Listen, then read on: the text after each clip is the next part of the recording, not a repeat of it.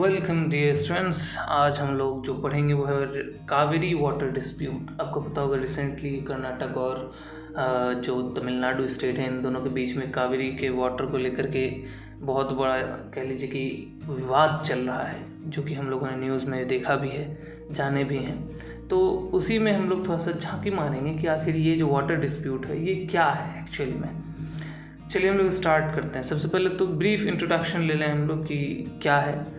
देखिए, जो कावेरी रिवर है, आपको पता होगा इंग्लिश में कावेरी लिखते हैं, पढ़ते कावेरी हैं। तो कावेरी नदी जो है वो हमारे इंडिया की काफ़ी इम्पोर्टेंट नदी है ना, और काफ़ी विवादास्पद भी रही है ना। कई सारे विवाद हुए हैं। इनफैक्ट ये जो विवाद है ये इसलिए है क्योंकि इसके मतलब ये नदी जो है कई स्टेट से गुजरती है, जैसे कि कर्नाटक, तमिलनाडु, केरला एंड पुडुचेरी, इन सब से गुजरती है। तो ये चारों जो हो गए रिपेरियन स्टेट्स हो गए। वर्ड याद रखिए कि रिपेरियन मतलब होता है वो ज़मीन का हिस्सा, स्टेट कह लीजिए, कोई भी हिस्सा मान लीजिए, रीजन कह लीजिए, जिधर से नदी गुजरती है। ठीक है, तो कर्नाटक, तमिलनाडु, केरला, पुडुचेरी ये सारे स्टेक होल्डर हो गए उस कावेरी के नदी के पानी के यूजेस के लिए।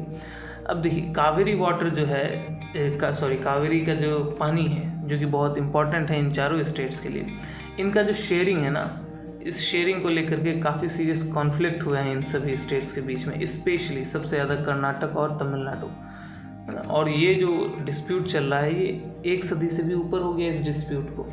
ये जो डिस्प्यूट है इसमें कई सारी चीज़ें हैं, जैसे कि वाटर एलोकेशन का इश्यूज़ है कि किसको कितना पानी देना चाहिए, यूजेज राइट्स हैं, किसका कितना हक है उसको यूज़ करने का। इसके अलावा हम लोग देखेंगे इन सब चीज़ को लेकर के क्या हिस्टोरिकल एग्रीमेंट्स साइन हुए, क्या ट्रिब्यूनल्स बने, कोर्ट का क्या फैसला रहा, इन सबको है ना, इस इशू को रिजॉल्व करने के लिए। मेन मुद्दा जो आ रहा है ना, वो जो कावेरी का मुद्दा आ रहा है वो सिर्फ और सिर्फ तमिलनाडु और कर्नाटक के बीच में। और ये लगातार हम देखते हैं, हर 6-7 साल में देखते हैं कि ये मुद्दा उठ जाता है। अभी रिसेंटली भी उठा हुआ है। तो ये विवाद चलता ही रहता है। जब जब कह लीजिए कि पानी छोड़ना हो कर्नाटक को, फिर अगर कर्नाटक ने पानी छोड़ दिया तो फिर कर्नाटक के लोग प्रोटेस्ट करने लगते हैं, किसान लोग। और अगर मान लीजिए कर्नाटक ने पानी नहीं छोड़ा तो तमिलनाडु में प्रोटेस्ट होने लगता है। ये चलता रहता है। अब ये जो डिस्प्यूट है हमारे लिए इम्पोर्टेंट क्यों? क्योंकि ये दिखाता है इंडिया में जो वाटर गवर्नेंस एंड मैनेजमेंट है उसके क्या क्या चैलेंजेस हो सकते हैं। इसके अलावा ये हमें जताता है, ये हमें समझाता है कि किस तरीके से कोऑपरेशन की ज़रूरत होती है उन लोगों के बीच, कोऑपरेशन और डायलॉग, बातचीत उन लोगों के बीच जो कि स्टेक होल्डर्स होते हैं, जो भी किसी योजना कह लीजिए या जो भी किसी रिसोर्स कह लीजिए, उन सब के जो स्टेक होल्डर्स हैं, जो यूज़र्स हैं, उन सब के बीच कोऑपरेशन डायलॉग होना चाहिए। और एज अ कंट्री का वाटर गवर्नेंस सिस्टम कितना काम कर रहा है कि स्टेट्स के बीच में विवाद कम कर पा रहा है या नहीं, इस पर्सपेक्टिव से हमारे लिए ये टॉपिक बहुत इम्पॉर्टेंट है। अब हम लोग ना थोड़ा सा इसका हिस्टोरिकल बैकग्राउंड ले लेते हैं। तो ये जो डिस्प्यूट है, अगर इसको आप समझिए, इस विवाद का ओरिजिन देखिएगा तो ये 19वीं सेंचुरी तक, 19वीं सदी तक हम लोगों को देखने को मिलता है कि 19वीं सदी से स्टार्ट हो चुका होता है। 19वीं सदी में 2 एग्रीमेंट्स जो हैं वो साइन किए जाते हैं, मद्रास प्रेसिडेंसी और जो प्रिंसली स्टेट था मैसूर का, इन दोनों के बीच। जो एग्रीमेंट है वो ये कहता था कि जो अपर रिपेरियन स्टेट है, मतलब मैसूर, अभी का समझ लीजिए कर्नाटक ना, उस टाइम पे मैसूर, तो जो अपर रिपेरियन स्टेट थे मैसूर, उनको ज़रूरत थी लोअर रिपेरियन स्टेट मद्रास के कंसेंट की, इजाज़त की, अगर वो कोई भी कंस्ट्रक्शन जैसे कि रिजर्वायर जो है, किसी भी तरह कंस्ट्रक्शन अगर वो कावेरी नदी पे करते हैं तो उनको मद्रास का कंसेंट लेने की ज़रूरत पड़ेगी। अब ये जो एग्रीमेंट्स थे, अगर आप मैसूर की तरफ से देखिए तो ये बहुत ही बायस्ड लग रहे हैं। मैसूर को लग रहा है कि मतलब मैसूर को लगा कि इसका जितना भी डेवलपमेंट और इरिगेशन वर्क है ये सब जो है वो किसके ऊपर डिपेंड कर रहा है, तो तमिलनाडु के कंसेंट के ऊपर। तो मैसूर को ऐसा लगता था कि ये जो एग्रीमेंट है ये कंसेंट है। जब आज़ादी मिल गई इंडिया को तो मैसूर जो है वो क्या बन गया, कर्नाटक बन गया, और मद्रास जो है वो तमिलनाडु बन गया। और फिर डिस्प्यूट जो वो चलता रहा। तो ये तो लगातार चलता रहा। लेकिन 1974 में, जो कि जब कर्नाटक ने कावेरी नदी के पानी को अपनी तरफ मोड़ने की कोशिश की, मोड़ा भी, तो तमिलनाडु जो है और ये जब ये काम किया उसने तमिलनाडु से पूछा नहीं, क्योंकि एग्रीमेंट उसको लगता था अनबायस्ड है, तो उसने पूछा ही नहीं। अब जैसे ही ये स्टार्ट हुआ, तमिलनाडु के बिना कंसेंट के जो है पानी को डाइवर्ट कर दिया कर्नाटक ने। बस ये जो मॉडर्न फेज है इस डिस्प्यूट का, मतलब 19वीं सदी वाला नहीं, अभी जो रिसेंट जो अभी तक चल रहा है ना, ये जो मॉडर्न फेज है इस डिस्प्यूट का वो स्टार्ट हो गया। तमिलनाडु ने प्रोटेस्ट किया, क्यों? क्योंकि उसने कहा कि कर्नाटक ने एग्रीमेंट को इज्जत नहीं दी, एग्रीमेंट को नहीं माना। कर्नाटक ने कहा कि एग्रीमेंट जो है वो इनवैलिड है और आउटडेटेड है, इसलिए हम इसको नहीं मानेंगे और अपने हिस्से का पानी को यूज़ करने का हक है कर्नाटक को, क्योंकि इसकी पॉपुलेशन ग्रो कर रही है और इकोनॉमी बढ़ रही है, तो इसका यूज़ बढ़ रहा है और यूज़ करने का इसको पूरा हक है। ये कहते हुए कर्नाटक ने ऐसा किया और फिर दोनों के बीच डिस्प्यूट स्टार्ट हो गया। जब ये डिस्प्यूट स्टार्ट हुआ तो आपको पता ही होगा, जब दो स्टेट्स के बीच में डिस्प्यूट स्टार्ट होगा तो सेंटर को इंटरवीन करना पड़ेगा। तो बहुत सालों तक जब ये डिस्प्यूट को लेकर के कई सारे निगोशिएशंस होते रहे, दशकों बीत गए हैं ना। आपको पता होगा 1974 में स्टार्ट हुआ, फिर 1990 तक ये जो डिस्प्यूट चलता रहा। कई सारे अटैम्प्ट्स जो हैं वो फेल हो गए, ताकि ये जो डिस्प्यूट है ये बहुत ही फ्रेंडली तरीके से इसको नेगोशिएशन से ख़त्म किया जाए। सेंट्रल गवर्नमेंट बहुत ट्राई की, लेकिन फेल हो गया, सारा अटैम्प्ट फेल हो गया, सारे नेगोशिएशंस जो हैं वो बर्बाद हो गए, किसी तरीके का कोई रिजल्ट ही नहीं आया।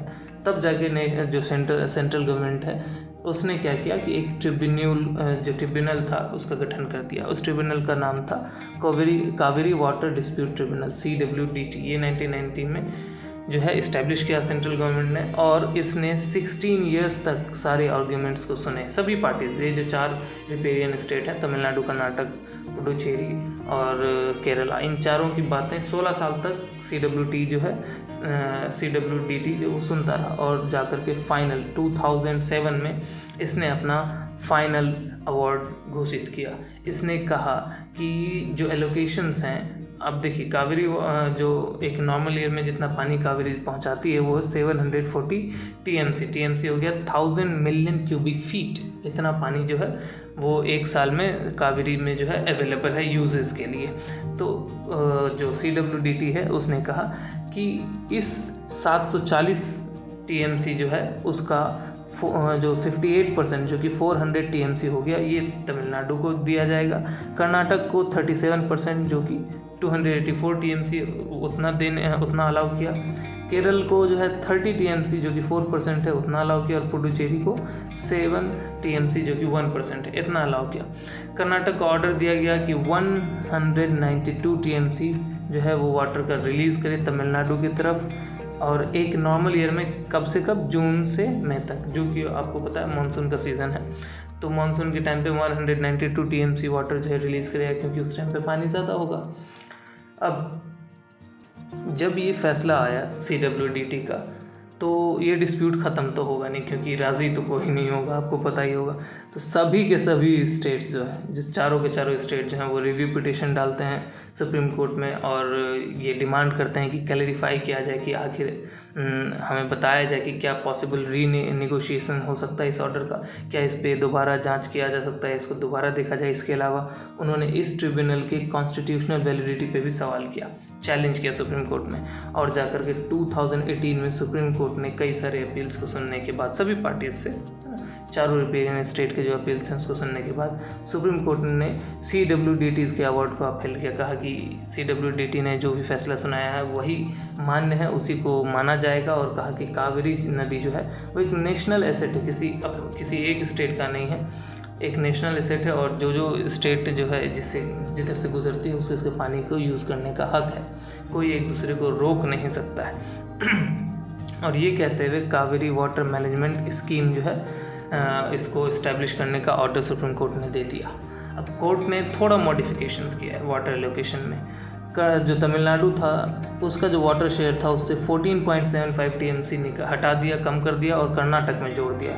ठीक, इसके अलावा कोर्ट ने ये भी कहा कि हम ये इसलिए कर रहे हैं क्योंकि कर्नाटक में कई सारे मेजर सिटीज़ हैं, जैसे कि बेंगलुरु है ना, और भी बहुत सारे जो मेजर सिटीज़ हैं, वहाँ ड्रिंकिंग वाटर का जो ज़रूरत है वो बढ़ता जा रहा है। इसलिए हम ये 14.75 जो है वो तमिलनाडु से कम कर रहे हैं, कर्नाटक में दे रहे हैं, क्योंकि उसको ज़रूरत है।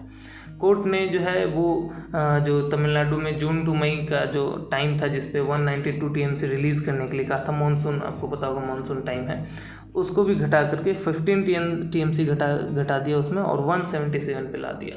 तो देखिए सुप्रीम कोर्ट ने बहुत हद तक कही है कि कोशिश की कि सबके बीच सुलह रहे,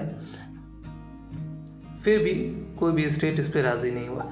चलिए देखते हैं अभी का जो इश्यूज़ हैं, चैलेंजेस हैं, वो क्या हैं।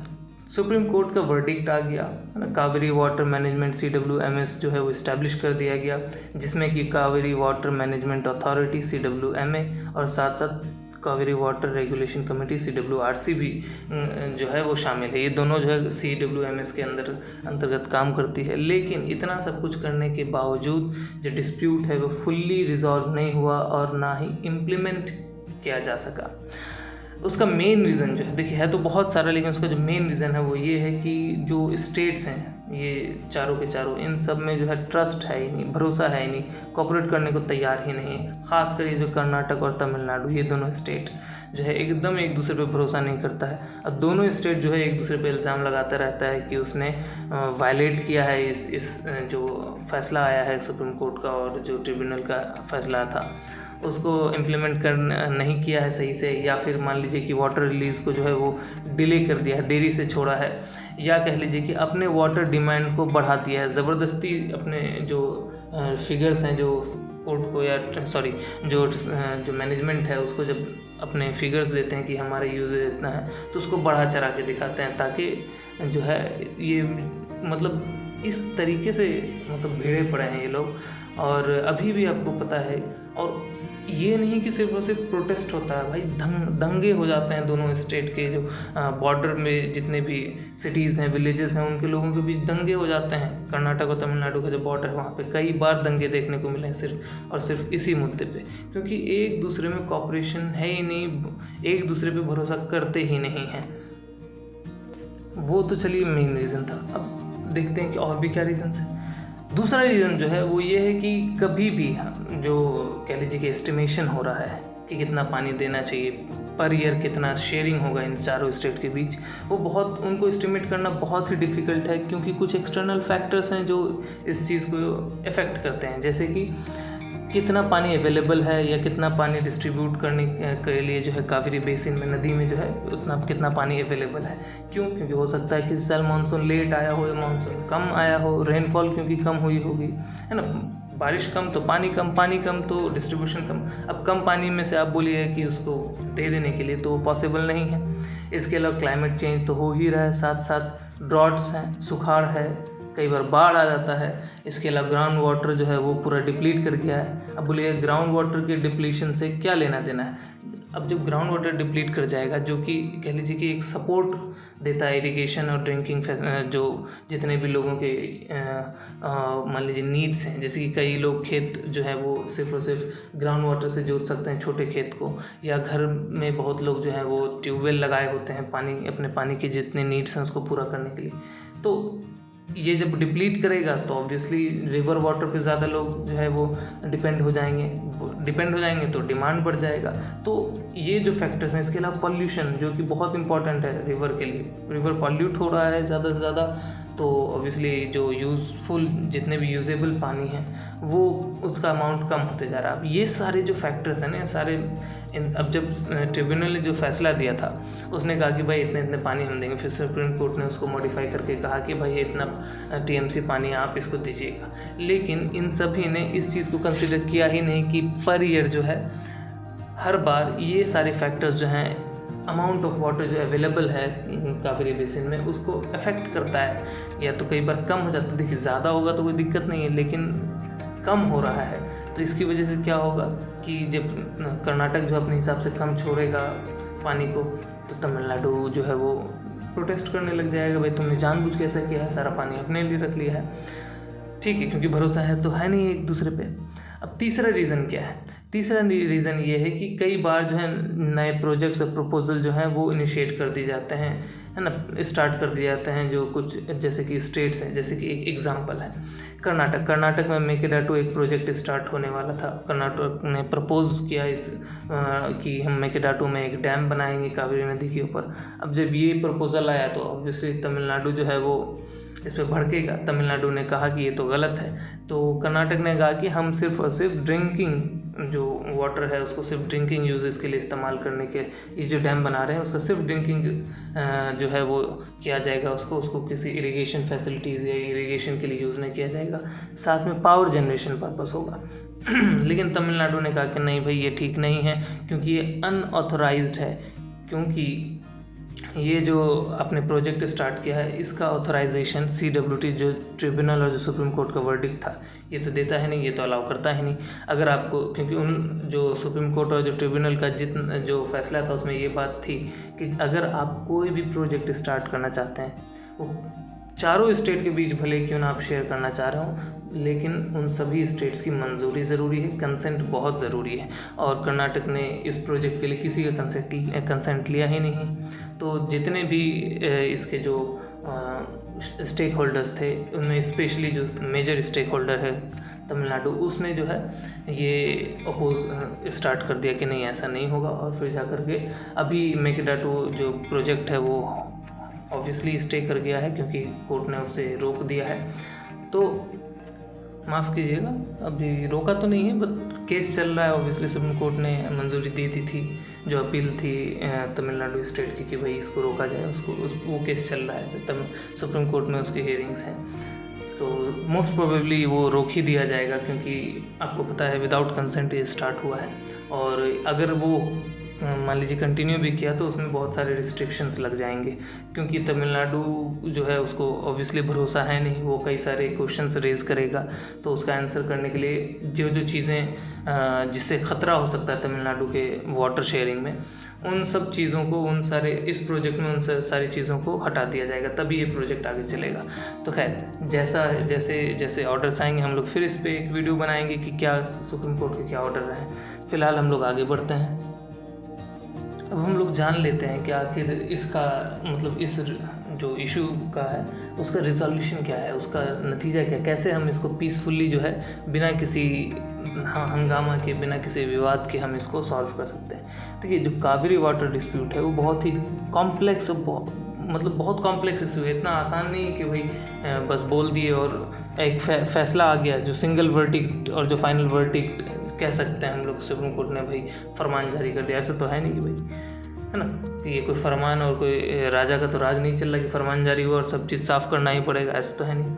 कॉम्प्लेक्स इशू है, तो इसको एक जो सुप्रीम कोर्ट का एक वर्डिक्ट हो जाए या ट्रिब्यूनल का एक वर्डिक्ट हो जाए, उस पर सभी स्टेट अबाइड हो जाएं, इतना आसान नहीं है। सभी उसको मान लें, इतना आसान नहीं है। इसको कह लीजिए कि कंटिन्यूस एफर्ट लगाना होगा, है ना, कंटिन्यूस एंड कोलैबोरेटिव। कहने का मतलब ऐसा एफर्ट जो सारे के सारे स्टेट्स, जो जितने भी स्टेक होल्डर हैं चारों स्टेट्स, उन सभी का एक साथ मिल करके इस पर एफर्ट लगाना होगा।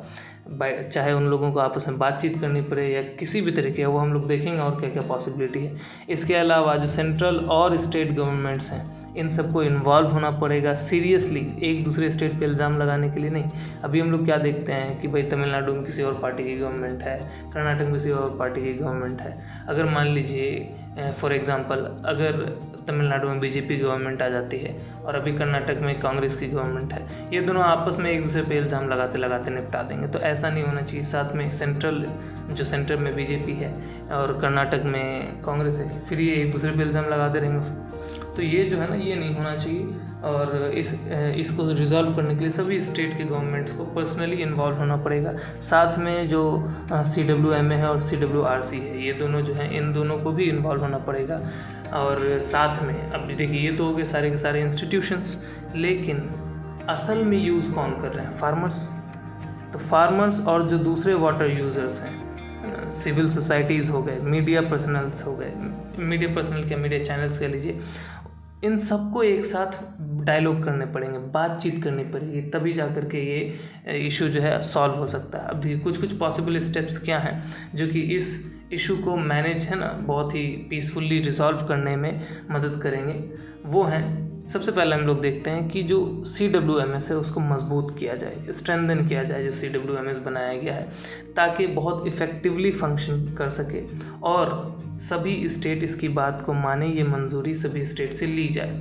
CWMS को इतना पावर दिया जाए, इतने रिसोर्सेज दिए जाएं ताकि जो भी वो डाटा चाहे वो कलेक्ट कर सके, मॉनिटर कर सके, उसको रेगुलेट कर सके, ताकि वाटर शेयरिंग का जो अरेंजमेंट है, जो मैनेजमेंट है, उसको अच्छे से इन्फोर्स कर सके, लागू कर सके।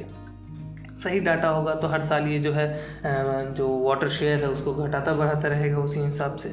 अब रिसोर्सेज नहीं है, पावर नहीं है, ये सब चीज़ का इसको अल्टर करने की पावर है ही नहीं। अगर मान लीजिए अभी सब CWMS जो है बोल दे कि भाई हमने तमिलनाडु का और इस बार सभी स्टेट का जो है, क्योंकि मानसून जो है लेट आया तो इसलिए सभी स्टेट का जो है वाटर हम लोग कम कर रहे हैं, वाटर शेयर, तो क्या होगा, फिर हंगामा स्टार्ट हो जाएगा, क्यों अपनी मर्जी से क्यों किया। और जब कोर्ट में जाएगा मुद्दा तो सीधे सुप्रीम कोर्ट जो है इसको मना कर देगा सीधे। क्यों? क्योंकि CWMS के पास पावर ही नहीं है।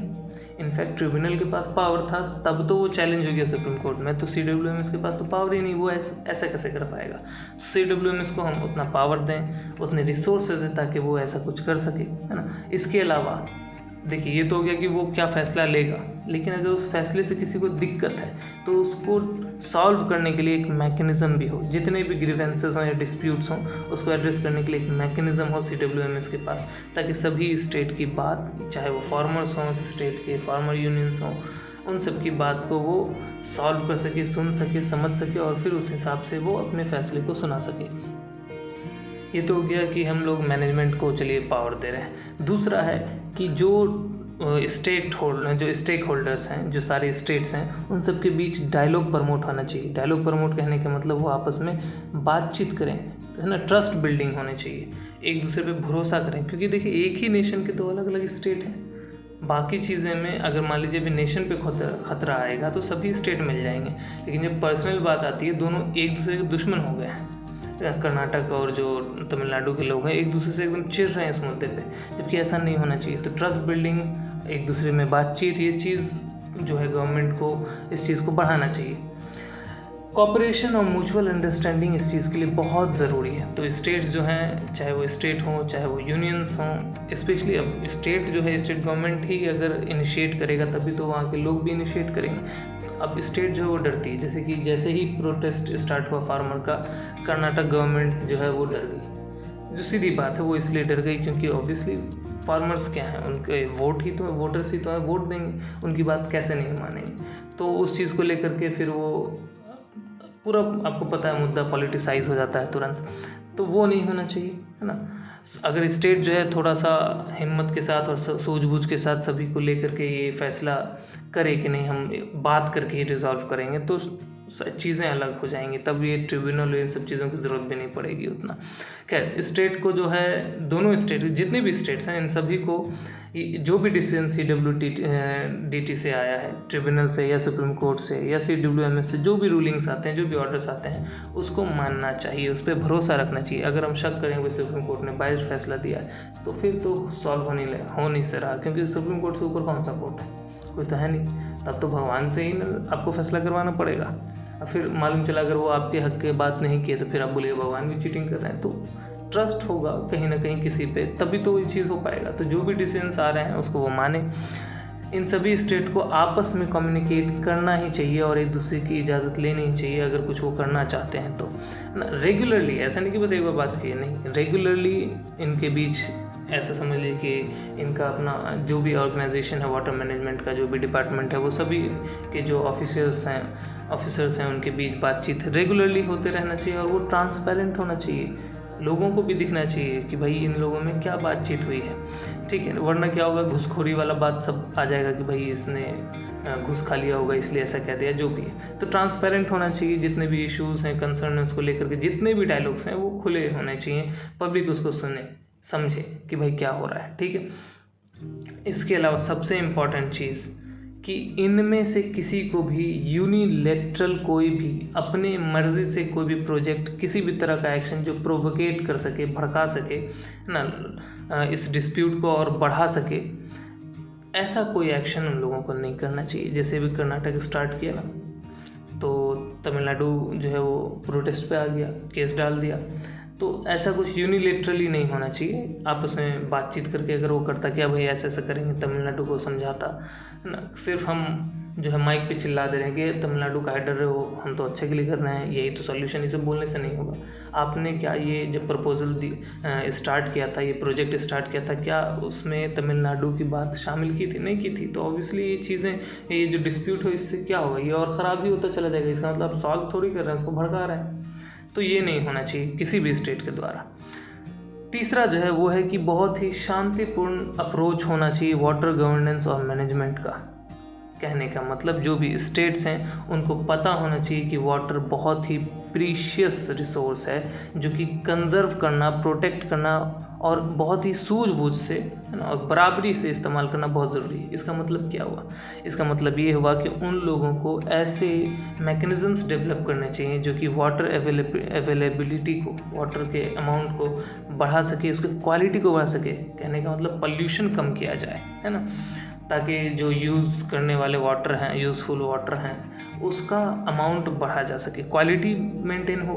इसके अलावा जो अलग अलग टेक्निक्स हैं जैसे कि रेन वाटर हार्वेस्टिंग है ना, वाटर शेड डेवलपमेंट है, जो समझ लीजिए कि पानी को कलेक्ट कर रहा हो, बरसात के पानी को, ताकि थोड़ा नीड जो है वहाँ से भी पूरा कर ले आदमी सब। इसके अलावा ग्राउंड वाटर रिचार्ज, कहने का मतलब कि इस तरीके से हम पानी को यूज़ ना कर लें कि ग्राउंड वाटर जो है डिप्लीट कर जाए, है ना, ख़त्म हो जाए। तो ग्राउंड वाटर रिचार्ज होते रहना चाहिए।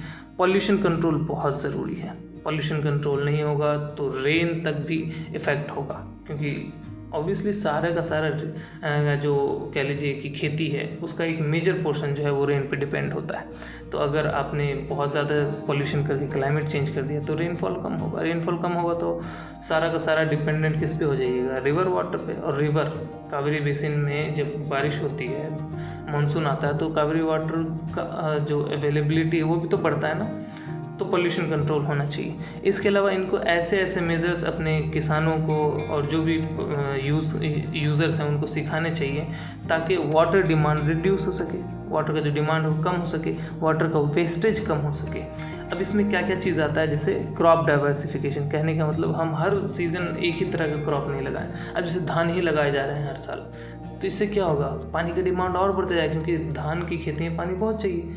तो मान लीजिए इस बार धान लगाया, अगले बार को ऐसा लगा दी, जैसे हम लोग सरसों लगा दें, कोई दाल लगा दें। तो ये डाइवर्सिफिकेशन लाना चाहिए हमको फसल लगाने में।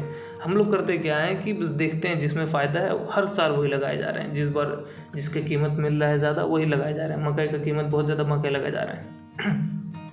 ये नहीं होना चाहिए।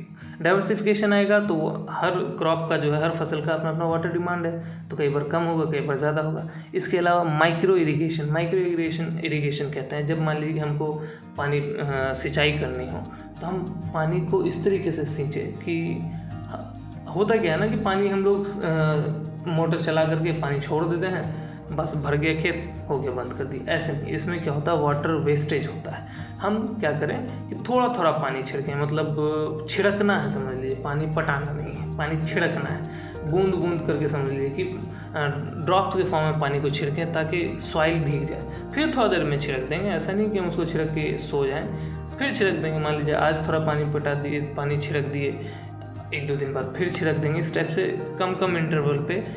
लेकिन इससे होगा क्या कि जो ज़्यादा अमाउंट ऑफ वाटर हम छिड़कते हैं उसमें बहुत सारा पानी जो है वेस्ट हो जाता है, चाहे तो भाप बन के उड़ जाए या फिर वो लीक क्या कहते हैं कि गंदा होकर के नहरों में मिल जाए, किसी भी तरीके से जो यूज़ ना किया जा सकता हो। तो इसको कम करने के लिए माइक्रो इरिगेशन करें, साथ में वाटर मीटरिंग करें। देखिए वाटर मीटरिंग क्या है, बहुत ज़रूरी है वाटर मीटरिंग। ये है शहरों के लिए, जहाँ आप पानी को यूज़ कर रहे होते हैं, वहाँ क्या करते हैं लोग कि भाई दिन भर मोटर चला के जो है कार धोए जा रहे हैं, बाइक धो रहे हैं तो 2 घंटा से धो रहे हैं। अगर वाटर के यूजेस पे मीटर लगा दिया जाए और उसका बिल जनरेट हो तो आदमी लोग कम यूज़ करेगा। कई लोग, अब मीटर बहुत ज़रूरी है लोगों के लिए, क्योंकि उन्हें पता चले कितना यूज़ कर रहे हैं। कुछ लोग हो सकता है कि अपनी रिस्पॉन्सिबिलिटी मान करके पढ़े लिखे होंगे तो कम यूज़ करेंगे, कुछ लोग जाहिल होंगे, नहीं मानेंगे तो उनके ऊपर फ़ाइन लगेगा। ज़्यादा चार्ज पे करेंगे तो ऑब्वियसली अफोर्ड तो नहीं कर पाएंगे हर मंथ उतना वेस्ट करना, तो कम हो जाएगा। है ना। तो ये इसके अलावा जो भी स्टेट्स इसमें इन्वॉल्व होंगे उन सबको लोकल कम्युनिटीज़ को इन्वॉल्व करना होगा जो वाटर गवर्नेंस और मैनेजमेंट है उसमें, कि आपका क्या कहना है। मान लीजिए ब्लॉक लेवल पे हो जाए, अगर हो सके तो और उससे नीचे के लेवल पे जाएं, हम वार्ड लेवल तक भी पहुंच जाएं। लेकिन मान लीजिए अगर ब्लॉक लेवल तक भी अगर हम पहुंच जाते हैं तो उनसे हम बात करें कि उनको कितनी ज़रूरत है पानी की, किस तरीके, और उनको सिखाएं किस किस तरीके से हम मैनेज कर सकते हैं। तो उनको भी इंक्लूड करें वाटर गवर्नेंस और मैनेजमेंट जो सिस्टम है उसमें। अब एक और कह लीजिए कि मेथड है इसको सॉल्व करने का, एक और तरीका है।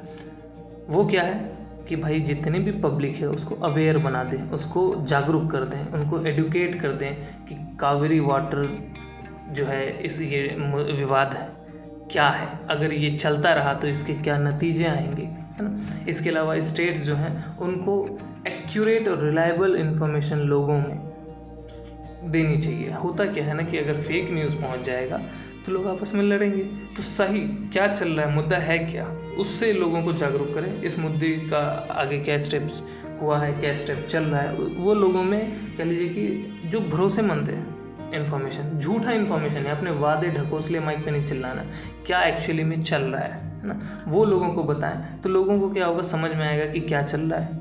ठीक, खासकर अब ये सारी बातें खासकर किसको सुनानी चाहिए, तो ये है फार्मर्स मेनली, हैं तो बहुत सारे यूज़र्स लेकिन मेनली फार्मर्स, क्योंकि फार्मर्स को पानी की कमी होगी और वो उल्टा सीधा न्यूज़ सुनेंगे तो ऑब्वियसली वो प्रोटेस्ट करेंगे, उनकी खेती पे असर पड़ेगा और ये चीज़ें एस्केलेट कर जाएंगी, बढ़ जाएंगी। इसके अलावा स्टेट्स को अपने जितने भी लोग हैं उनको एडुकेट करना चाहिए उनके राइट्स को लेकर के, उनका क्या हक है, हक के साथ साथ क्या रिस्पॉन्सिबिलिटी है, उनकी क्या जिम्मेदारी बनती है वाटर शेयरिंग और वाटर यूजेस को लेकर के, है ना। उनको इनक्रेज किया जाए ताकि वो वाटर कंजर्व कर सकें, कम से कम पानी यूज़ करें, है ना। वाटर मैनेजमेंट इनिशिएटिव में उनको लाया जाए, वाटर शेड मैनेजमेंट किस तरीके से होता है, रेन वाटर हार्वेस्टिंग कैसे होता है, जब भी घर बनाए तो रेन वाटर हार्वेस्टिंग जो है उसको वहाँ पे एम्प्लॉय करवाएं।